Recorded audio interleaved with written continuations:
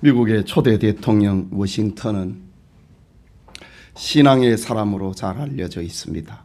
그가 독립전쟁을 치를 때에 가장 힘들고 격렬한 전투는 필라델피아 교회의 포지개국 전투였습니다. 독립군 총사령관이었던 워싱턴은 전쟁터에서 성경을 펼쳐놓고 기도하는 모습들이 자주 참모들에게 목격되게 되었습니다. 그가 얼마나 간절히 기도했던지 참모들은 그의 기도 때문에라도 승리할 것이라는 확신을 가졌다고 합니다. 포지 계곡에 세워진 워싱턴 기념교회당에는 당시 그가 올린 기도문이 적혀 있습니다. 이렇습니다. 전능하신 하나님, 미국을 보호할 수 있는 분은 오직 하나님뿐이라고 믿습니다. 이 나라의 지도자들로 하여금 하나님의 말씀에 순종하며 국민을 사랑하는 진정한 형제를 주옵소서. 지도자들이 솔선수범하여 정의로운 생활을 하고 자비를 사랑하며 행복한 나라를 만들기 위하여 겸손히 백성을 섬기는 자가 되게 하소서. 워싱턴의 기도문입니다.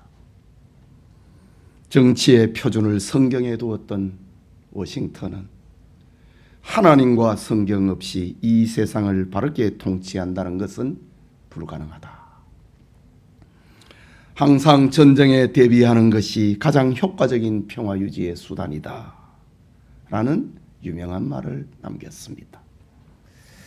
대통령이 된 후에 워싱턴의 비서였던 로버트 루이스는 대통령의 일과는 새벽 4시에 서재에 들어가 성경이 있는 작은 탁자 앞에 무릎을 꿇고 기도하는 것으로부터 시작되었다. 그의 비서는 이렇게 증언합니다. 성도님, 우리의 조국 대한민국에 하나님의 말씀에 순종하며 국민을 사랑하는 대통령이 있다면 얼마나 좋겠습니까?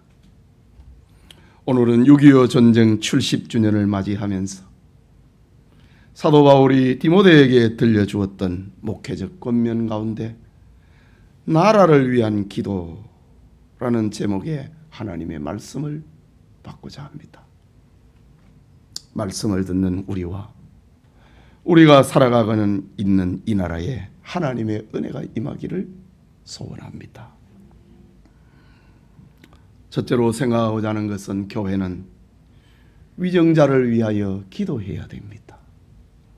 본문 1절과 2절을 다시 보면은 그러므로 내가 첫째로 권하노니 모든 사람을 위하여 간구와 기도와 도구와 감사를 하되 임금들과 높은 지위에 있는 모든 사람을 위하여 하라 라고 했습니다.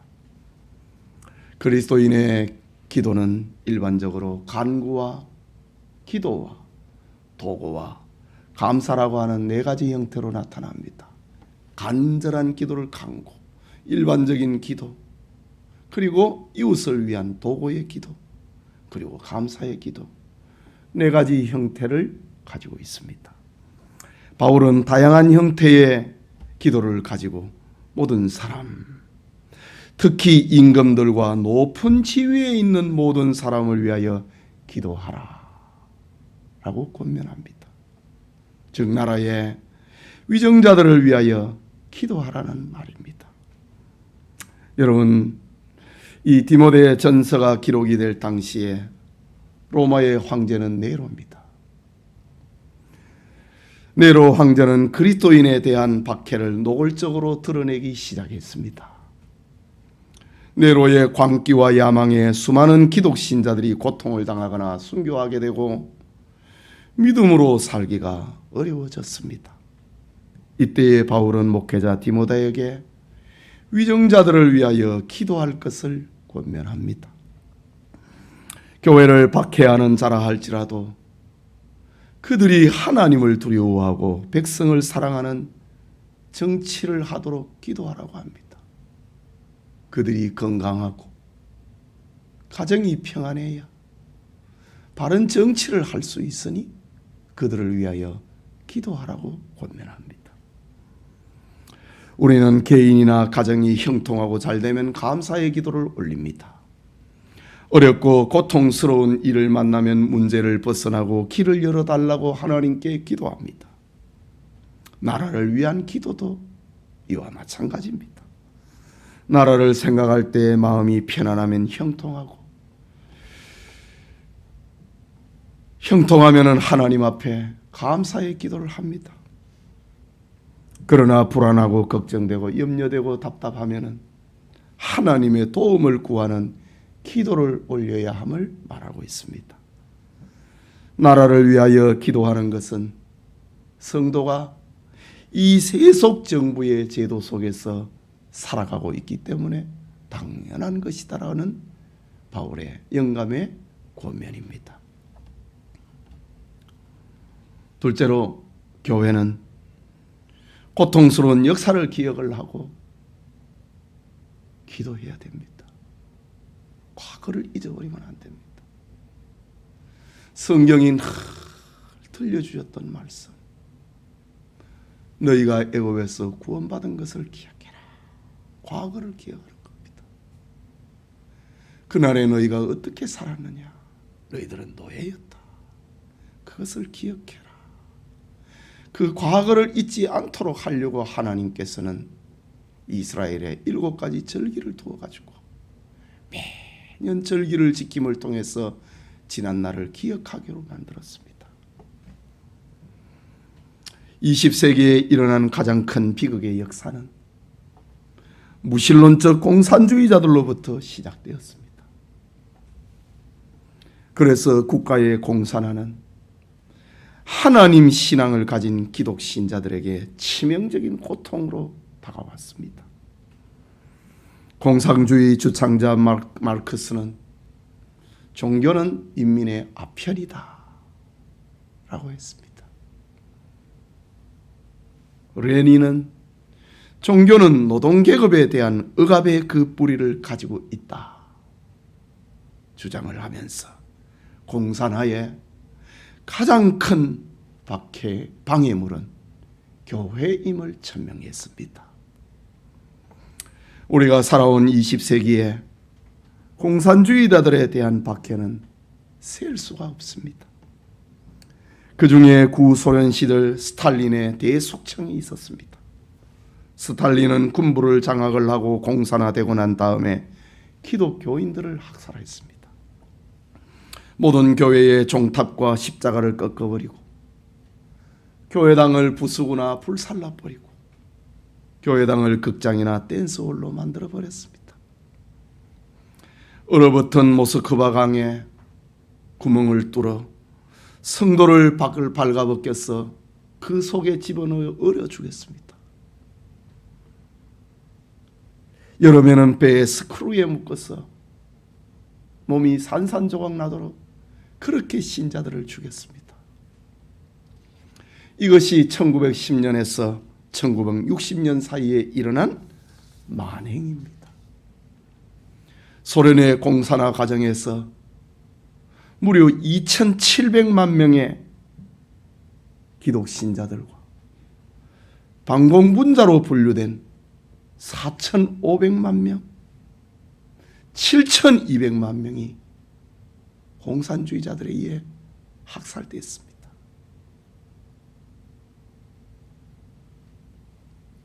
중국의 공산주의자 마오쩌둥은 노동자 이상사회를 만들어 10년 안에 영국과 미국을 따라잡는다고 하는 명분으로 도시민이 아니라 농민들이 중심이 된 나라를 세워야 된다. 대약진 운동을 벌입니다. 4년 만에 무려 4,300만 명이 굶어 죽었습니다.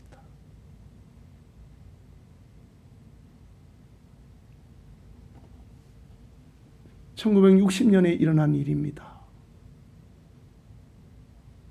농민들이 농사를 안 짓고 우리가 중심이 돼서 산업사회를 건설을 한다. 농촌을 떠나보니까 농사 지을 사람들이 균형 깨져버렸습니다. 4년 만에 4,300만 명 굶어 죽었습니다.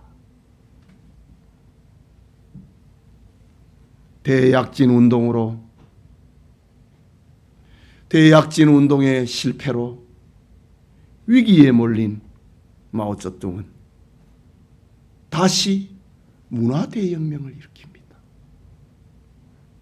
1966년에서 10년 동안 일어난 일입니다. 76년까지. 문화대혁명을 일으켜서 반대파 3천만 명을 죽이고 300만 명의 공산당원까지도 숙청해버렸습니다. 이때의 기독 신자들은 마오쩌둥의 그리고 공산주의자들의 박해의 표적이 되고 있습니다. 그나마 개혁개방운동으로 인하여서 교회가 지금 잠시 세워졌는데 지금 다시 교회를 폐쇄시키는 삼자교회까지도 십자가를 내리고 교회를 폐쇄시키는 일을 지금 중국은 하고 있습니다. 이외에 공산화된 베트남, 캄보디아, 폴란드, 헝가리, 불가리아, 루마니아, 체코, 몽고, 동독 등에서 벌어진 죽음의 행렬은 역사에 덮어진 비밀이 되고 말았습니다. 뿐만 아니라 우리는 이 땅에 일어난 비극의 근현대사를 기억하고 기도해야 됩니다. 우리나라는 일본의 침략으로 36년간 나라 잃은 서름을 겪었습니다.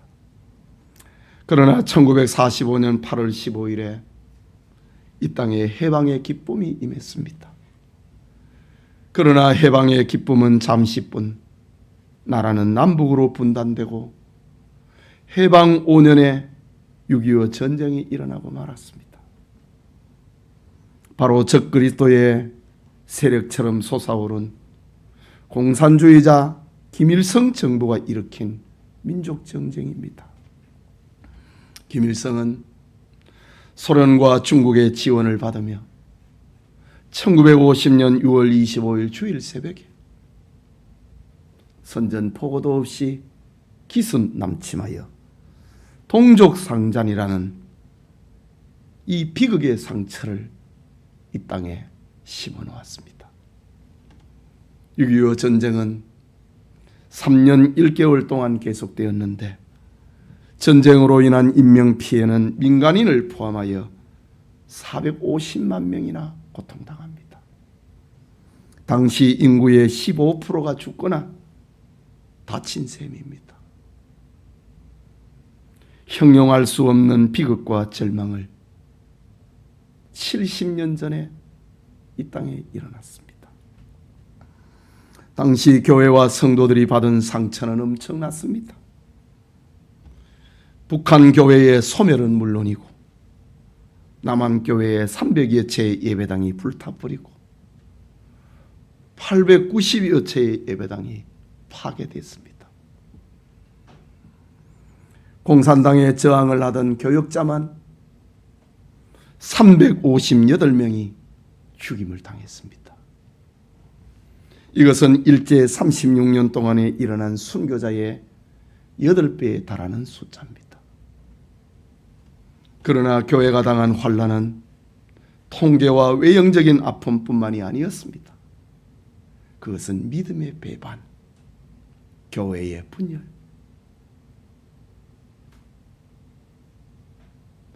공산주의자들이 내려오니까 총을 대고 칼을 대니 믿음을 배반합니다.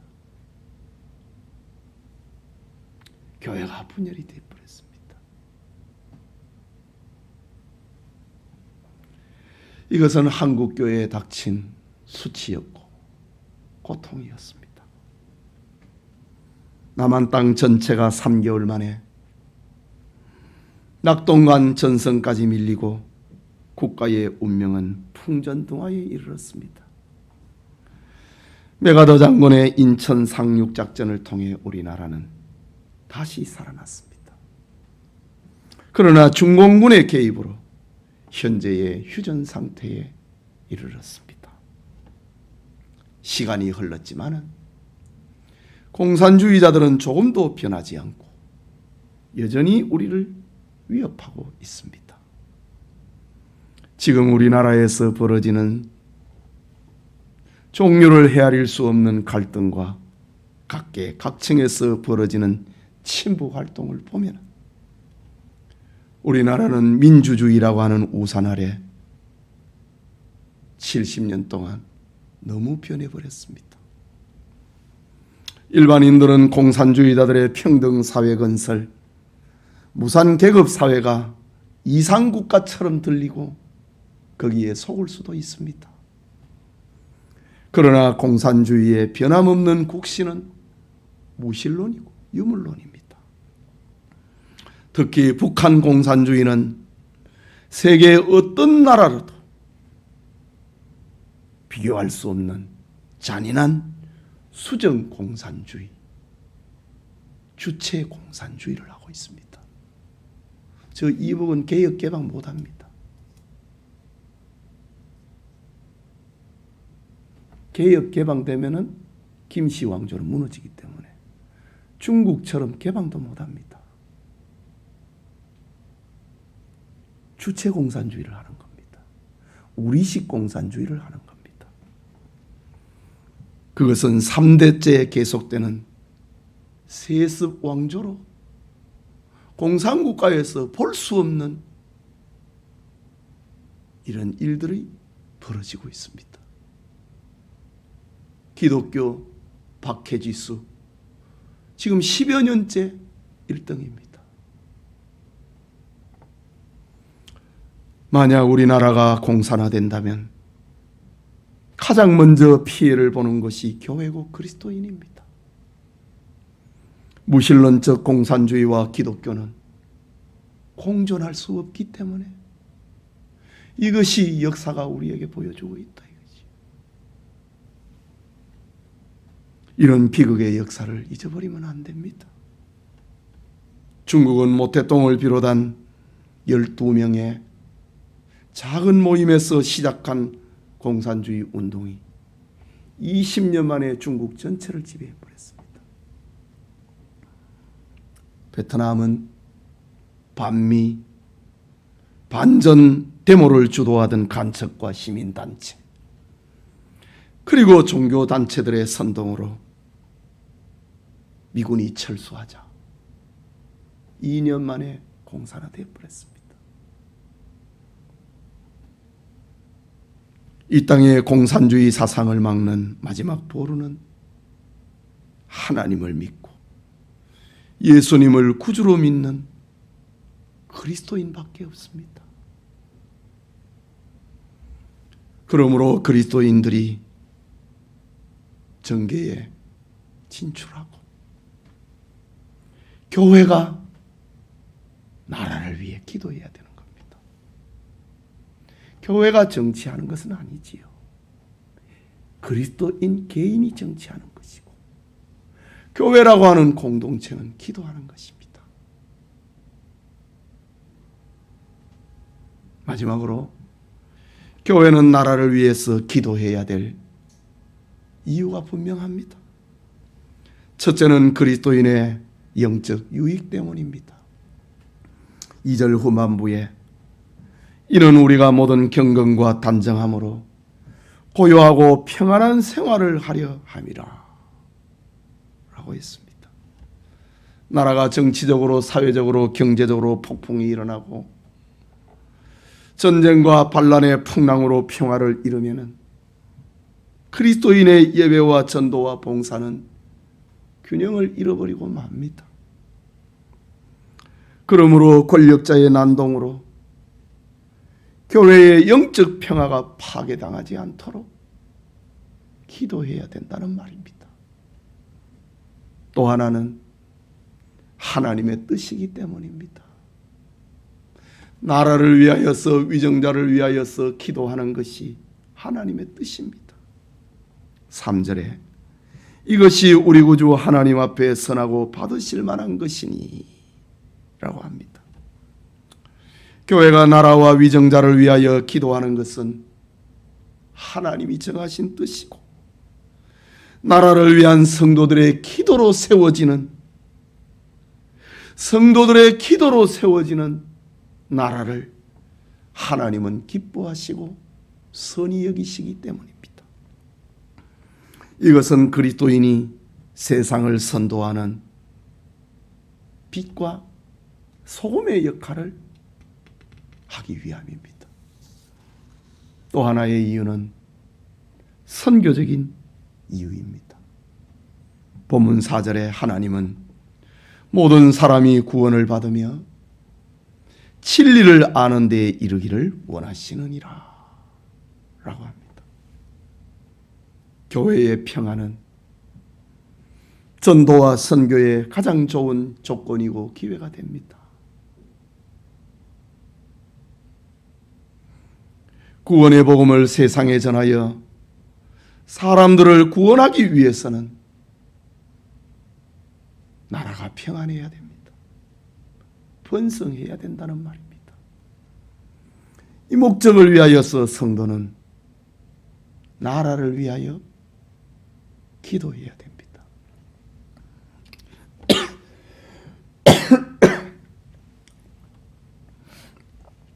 예배드리는 성도 여러분, 김일성 정권의 기습남침으로 우리나라는 3개월 만에 낙동강 전선으로 밀렸습니다.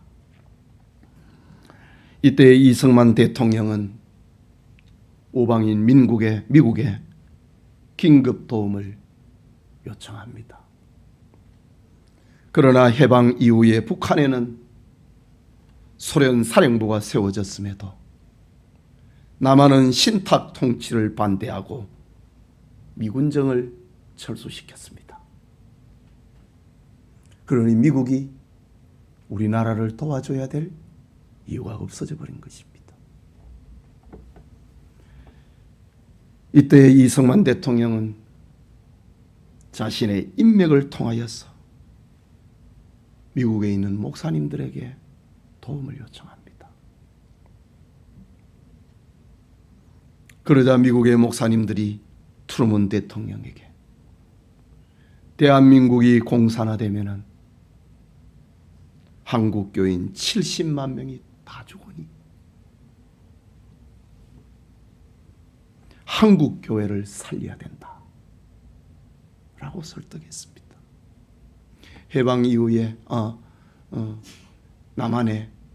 해방 이후 남한의 기독 신자들은 70만 명이었습니다. 대한민국이 공산화되면은 70만 명 기독 신자들 다 죽는다. 그러니 한국 교회를 살려야 된다. 미국의 목사님들이 트루먼 대통령에게 설득하고 압박했습니다. 한국 교회 때문에 미국은 유엔 16개국을 모아 한국 전쟁에 참전하고 우리나라의 공산화를 막아서 오늘에 이른 것입니다. 여러분, 나라를 위한 자국민의 헌신을 예국이라고 부릅니다. 그리고 타국민의 헌신을 우리는 은혜라고 부릅니다. 6.25 전쟁 70주년에 우리는 예국과 은혜의 역사를 기억하고 추앙해야 됩니다. 뿐만 아니라 오늘의 그리스도인들이 분명히 알아야 할 것은 무신론적 공산주의는 확실하게 하나님의 대적이라고 하는 사실입니다. 공산주의는 진리의 원수입니다. 마지막 날 세계 속에 등장할 적그리스도 운동의 한 뿌리가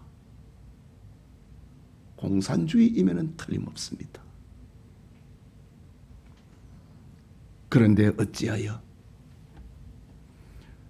고통당하는 2천만 북한 동포는 외면하고 끊임없이 무력 도발을 서슴지 않는 공산주의자들을 다정한 친구로 대해야 된다는 말입니까? 어찌하여 공산주의가 나쁘다고 외치는 사람들이 반통일분자, 반민족주의자로 취급당해야 됩니까?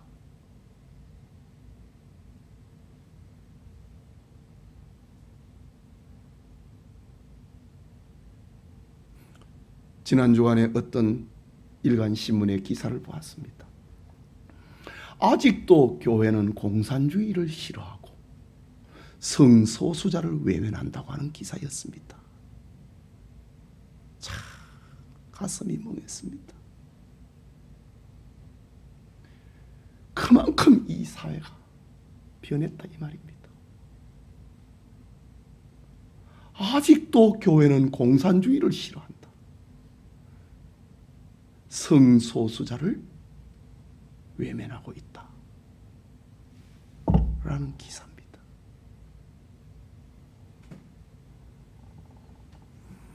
어찌하여 공산주의 운동, 친북 운동을 하는 사람들이 이 땅에 평화의 사도처럼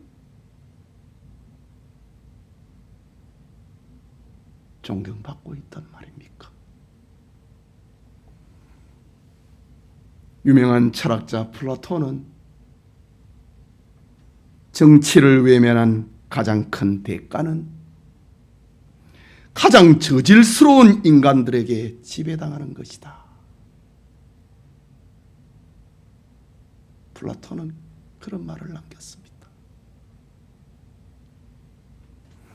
영국의 유명한 정치인 에드먼드 버크는 역사를 모르면 잘못된 역사는 반복된다 라는 말을 남겼습니다. 정말 피와 눈물이 섞여 있는 말들입니다. 그리스도인은 역사를 배우고 피극의 역사를 잊어서는 안 됩니다. 여러분, 우리는 완전할 수 없고 불완전한 세상에서 살고 있습니다. 그러므로 그리스도인 개인은 정치에 참여하고 공동체인 교회는 나라를 위해 기도해야 됩니다. 하나님을 향한 우리의 신앙과 예배를 위하여, 하나님의 뜻이 하늘에서처럼 이 땅에서 이루어지기를 위하여, 우리나라와 세계의 영혼을 구원하는 선교적인 목적을 위하여, 6.25 전쟁 70주년에 물러설 수 없는 교회가 받은 사명을 위하여, 나라를 위해 기도하는 성도님들 되시기를 축복합니다. 우리 같이 기도합시다.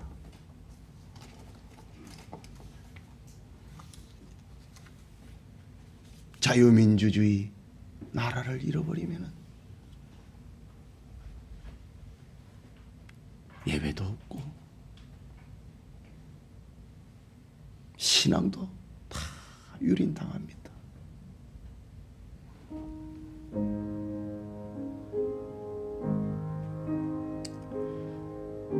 참 위태로운 시대를 우리는 살아가고 있습니다.